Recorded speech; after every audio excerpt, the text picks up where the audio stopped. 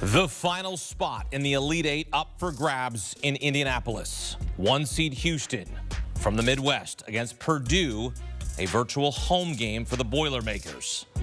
Pick it up with under 3 to go in the first. Houston down 3. Milos Uzan splits the D with a bounce pass. Gets it back. Catch, shoot 3. Buries it. Cougars down 2 at the break in a first half that had 10 lead changes.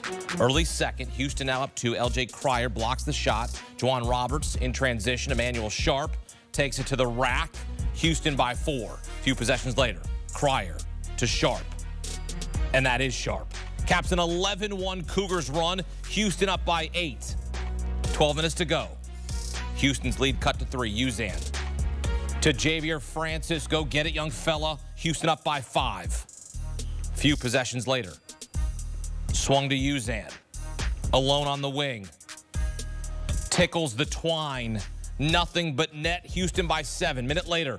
Uzan for 3. A career-high 6th three-pointer of the game. Uzan, you can. Houston up 10.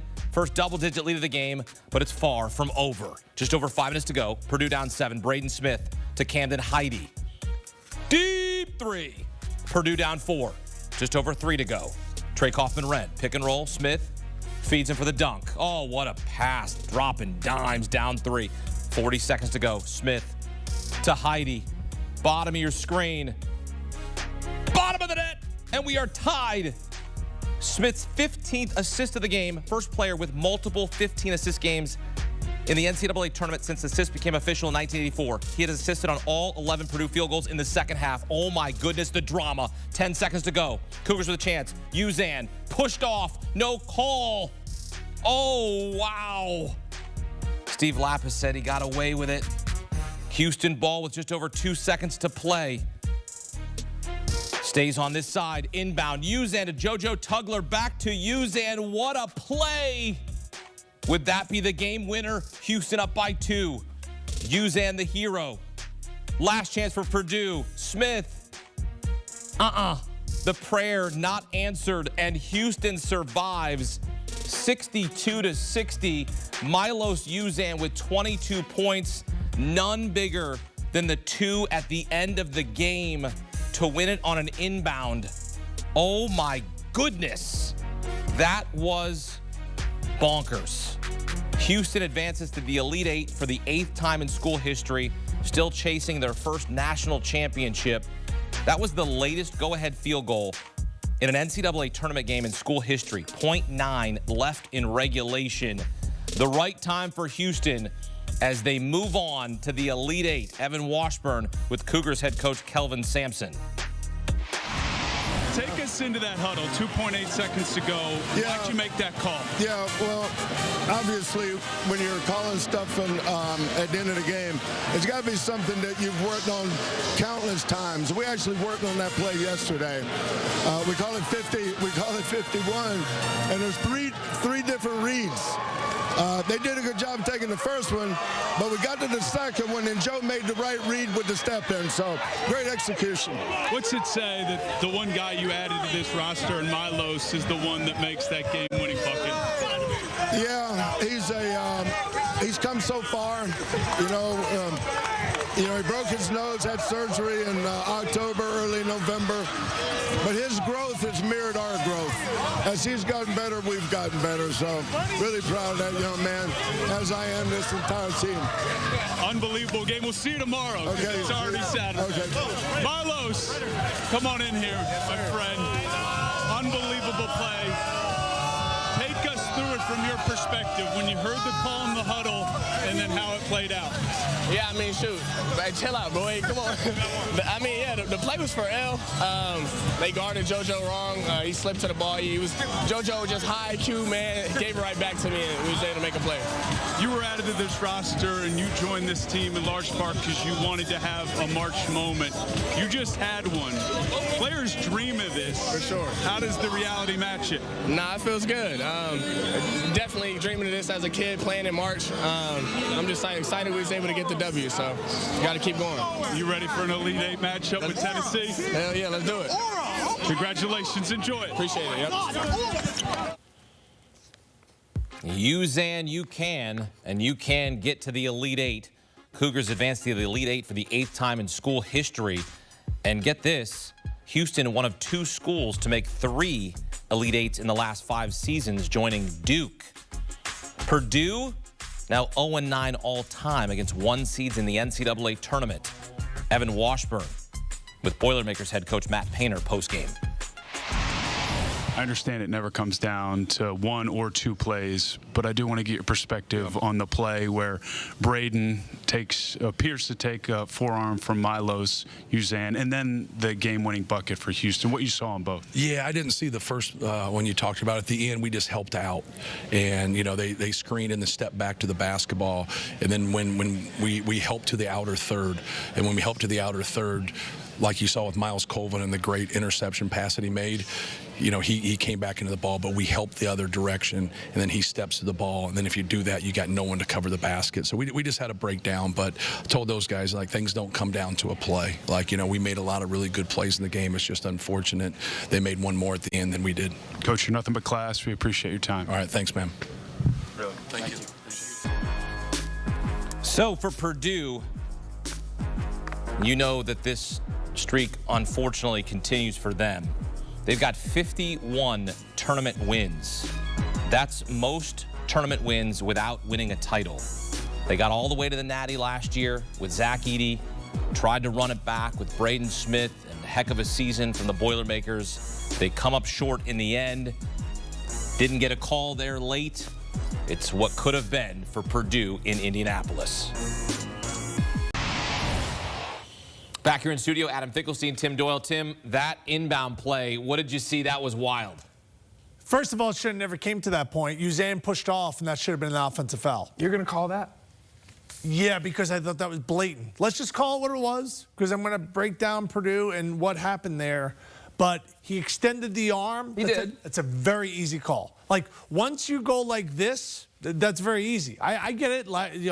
Last same as the Derek Queen no call. You let the players figure it out. Derek Queen took about a half a step too many. This guy dislodged his defender and he fell down. I think it's 2 totally different things. All right. Should have never got to that point. But the last play, if we're going to break down that, Braden Smith's the reason why Purdue was even in this game. He had 15 assists. He had the assist to Heidi when he made the 3. But he gambled. And he's a very intelligent player, arguably one of the best point guards of this last 5 or 10 years of this year. But he was guarding the guy taking the ball out of bounds. It was Uzan, and he gambled. I know what he was thinking, because I probably would have done the exact same thing. They set a screen. He was like, I'm going to go help. There's no way they're going to throw it back to the inbounder. Well, Adam, they threw it back to the inbounder. He was wide open. He made the layup. And it was L.J. Cryer. It was that initial cut. And so many out-of-bounds underplays, or OBUs, as coaches call them. The initial cut's the decoy. You're trying to attract some help, and then the secondary cut becomes the scoring cut. It was actually the 3rd cut here, because it turned into the inbounder, but it was exactly what you said. Braden Smith went to go help on L.J. Cryer. It was a terrific read to give it back to the inbounder, and what a beautiful set it turned out to be. Credit the kids for being able to make that read in real time. We'll continue our conversation in a moment here in studio, as we now have the first time that 4 1 seeds make the Elite Eight since 2016. Houston, a survive and advance game 62-60 as they advance to play Tennessee in the Elite Eight on Sunday. Back out to Indianapolis. Welcome to CBS Sports college basketball analyst, the great Steve Lappas. Steve, couple of questions here for you. Did you think that Milos Uzan pushed off there on that possession before we break down that final inbound play? No question. I mean, that was really an easy call. I thought, I guess they didn't want to decide the game there, but he pushed off clearly. That should have been a foul, no doubt. What about the inbound play? Because that was genius, and I know you as a former coach, I know you love that kind of drawing something up like that. Well, we spent a lot of time with Kelvin Sampson yesterday, and at the end of practice, he went over all these special situations where he put a certain amount of time on the clock. He went full court with 2 seconds to go. He went underneath the basket with 2 seconds to go, ran that exact play yesterday, and today they executed it unbelievably. And a lot of it had to do with, everybody's got to cut hard. That's so important. So L.J. Cryer starts that by cutting hard, and then Braden Smith had to left the ball, maybe gave a little too much, didn't need to help that much to leave Uzan by himself like that, but Credit them. They know the play. Step the inbounder inbounds, and he's got a complete layup because they forgot all about him. Just a tremendous special situation play by Houston. A fantastic play to advance to the Elite Eight, where they will take on Tennessee. You saw what Tennessee did to Kentucky. How do these two teams match up with a spot in the Final Four on the line? I'll tell you what, you know how they used to have a P in the whistle? I got a feeling there's going to be a lot of whistles in that game because these are going to be really, they better keep the P's in there because it's going to be two really, really physical teams. And the whistle is going to be very important in that game, you know. And I'm curious from now to see how this game is going to be officiated because these are two of the most physical teams in the country. They're very similar the way they play defensively. Offensively, you know, they're both pretty good. Not great, but pretty good. But defensively, they're elite, and they both hit the glass, like the offensive glass, like there's no tomorrow. Neither one's a great defensive rebounding team, but offensive glass, they go get it. We'll watch for the whistle, but certainly the ref swallowed his whistle on that Milos Uzan push-off. According to Steve, I couldn't agree more, but Houston moving on. Steve Lappas from Indianapolis. Steve, thank you. You got it. Thanks. So Houston on to the Elite Eight. They're looking to cut down nets. Been a runner-up a couple times in program history. They'll take on Tennessee on Sunday on CBS. First meeting since 1995. Houston seeking its first win against Tennessee since 1971. So these two teams going to be an interesting matchup come Sunday, playing for a spot in San Antonio. Little controversy ending of the Houston and Purdue game. You be the judge. Looks like a clear push-off by Milos Uzan. Doesn't knock down the bucket, but we're going the other way if that's called a foul. And we're not. The ball stays with Houston. They run an inbound play. Milos Uzan to JoJo Tugler, back to Uzan, and he gets 2 points, and it ends up being the difference of the game. We heard Steve Lappas say that was a clear push-off, Tim. I agree. You agree.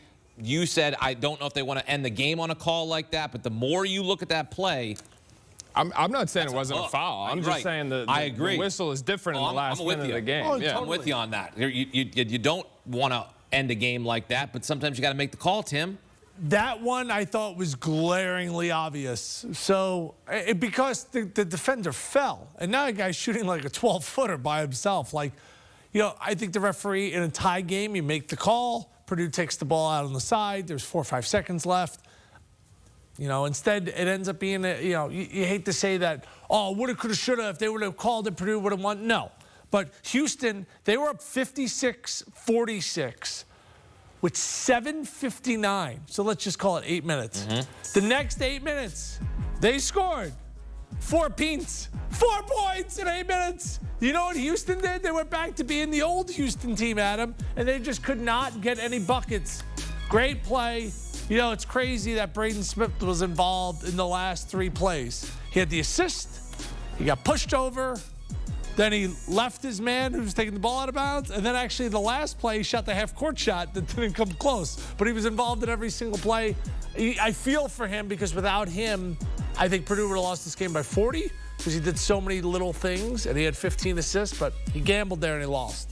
15 assists against 3 turnovers. He was brilliant. He orchestrated that offense tremendously, as he has all season. Remember, this is a team that was going to have to adapt to playing without Zach Edey, the 2-time National Player of the Year. Braden Smith becomes the total alpha. They're actually playing slower this year than they did with Zach Edey, and they just have that much faith in Braden Smith, and he took them to a Sweet 16. Hey, I give the old Fletcher lawyer credit. Came out, banged down some shots. They needed him to step up. He has been known to struggle in NCAA tournaments. He's been known to struggle against tough defenses. Congratulations. I called him out before the game. He rose to the occasion. He made some big shots. I thought Purdue was going to have to play next to perfect. I thought they really showed a lot of grit, a ton of toughness. Tough way to lose, but great execution. And Houston prepared for a scenario like that, and when they had the moment, they nailed it. 38% from the floor. Not one of their best shooting games of the season for Houston. It's a survive and advance situation. What did you think of the inbound play, though? Had you ever seen that recently? Had you ever run that in your playing days? Braden Smith blew it up. I mean, he gambled. I know what he was thinking, and he lost. He was guarding the guy taking the ball out of bounds. You ever see when the defender turns his back and a guy taking the ball out of bounds, like, well, throws it off his back and then catches it and lays it in? You're never supposed to turn your back on the guy taking the ball out of bounds. See ball, see man. And he gambled because he didn't know how much time was left. It's just sad, Adam, because the guy was awesome in this game, but he made a giant mistake. When you go back and you watch that clip, because at the break here, I'm watching that in slow motion, and LJ Cryer started that with a cross screen, an elbow-to-elbow cross screen. And his man came off to help on that screen, and that gave him separation. And Braden Smith started to go on the help right at that point. He was watching LJ Cryer from the very beginning, and before LJ Cryer even, so first he sets the screen, then he comes off a screen. Before he had even gotten off that screen, Braden Smith was already going. He gambled. Yeah, he gambled. Going. He gambled and he lost. You know what we were talking last night about the Arkansas game? DJ Wagner, not once, but twice, refused to pass the ball, right? When you throw a pass late in the game, because what happens, I've been there, ball comes at everyone. Do you remember Reggie Jackson in Naked Gun, I Must Kill the Queen? When the ball comes in bounds, everyone starts looking at the ball like, I must get the ball. And everyone starts focusing on the ball. So the pass, if you throw a pass late in the game, no one's ever ready for it. Think about when Villanova won the national championship. Chris Jenkins, right? Trailing the play, they threw him a pass. He was wide open. The pass is always open. Great execution. I'm sure if Matt Painter could do it all over again, you zone. Just play 2-3 zone. Going to be fascinated to see what Matt Painter says in the postgame. Well, he's going to say that should have been a charge and we should have had the ball. And he's actually spot on. Should have been a charge. Purdue should have had the ball. Worst case scenario, they're going to overtime. Milos Uzan gets away with one. 22 points, none bigger than the 2 at the end of the game as Houston survives. It's time now for the Belfort Player of the Game. Tim, who are you targeting as your player of the game? Yeah, I'm picking Braden Smith. Okay. Now, he made a massive error. He had a massive gamble at the end of the game. But without him, he had the key assist that tied the game. He drove in the lane. He had 15 assists, only had 3 turnovers. I always look at people's value that if they didn't play in the game, what would have happened? Oh, my goodness. Purdue might have scored 18 points in this game, Adam. Like, he does so many little things. There's the assist. He was the one playing defense. It should have been a charge. He was the one who should have taken that charge. He's the leader of this squad. Without him, Purdue would have been absolutely embarrassed in this spot. I know it's weird to give the player a game to a losing team, but he was that valuable. And conversely, I think Uzan's the guy for Houston, and that's what this game was. It was a point guard versus a point guard, a great battle. Uzan 22 points, 6 assists. That makes him personally responsible for 34 of Houston's 62 points. He was big time, and whether he pushed off or not, he had a terrific game, and it is representative of what we've seen from him through the last 3 or 4 weeks. He's been on a linear progression in the last month of the season here. All right, so it's Houston and Tennessee in the Elite Eight. What should we know about this matchup on Sunday? I'm going to tell you what worries me about this. And what worries me is how slow Houston is playing. When you are trying to win a national championship, it means you have to win 6 games in a row. They're only halfway there. And when you play so slow, it reduces the amount of possessions and gives you such a minimum margin of error. And again, just as we talked about earlier, this is a Tennessee team that can score the ball better than ever before. This isn't just going to be a defensive slugfest. They can score the basketball. We saw their backcourt go crazy tonight. They've got to be prepared for that. This game's going to be terrible. I'm serious. It's going to be my Aunt Louise. You know about her, right? I do. She has a glass eye. Right. It's going to put my Lovely Aunt lady, Louise's though. glass eye to sleep. Okay? Lovely woman. Lovely woman. She makes an amazing scungili, okay? Yes. This game is going to be 52-49. What network do we work for? I think this game is going to be like, I know it's going to be an amazing defensive game, but where are they playing?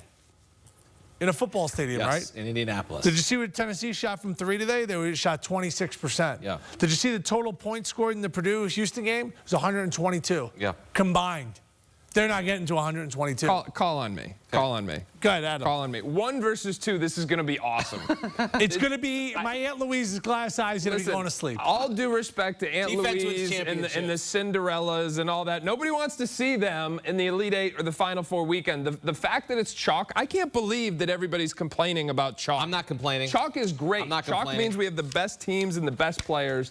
battling it out in the best sporting event of the year. This is what people should want. I have all 8 teams in my Elite 8. My Elite 8 is perfect right now. Congratulations. Thank you. Thank you. You're writing it in as it goes. No. This is my live bracket, but in my bracket that I've got all 8 teams in. I believe you. Congratulations. I think this game's going to be no one sees 63 points. Okay. I think it's going to be painful. I think the defense is going to be great. I think it's going to be difficult to shoot.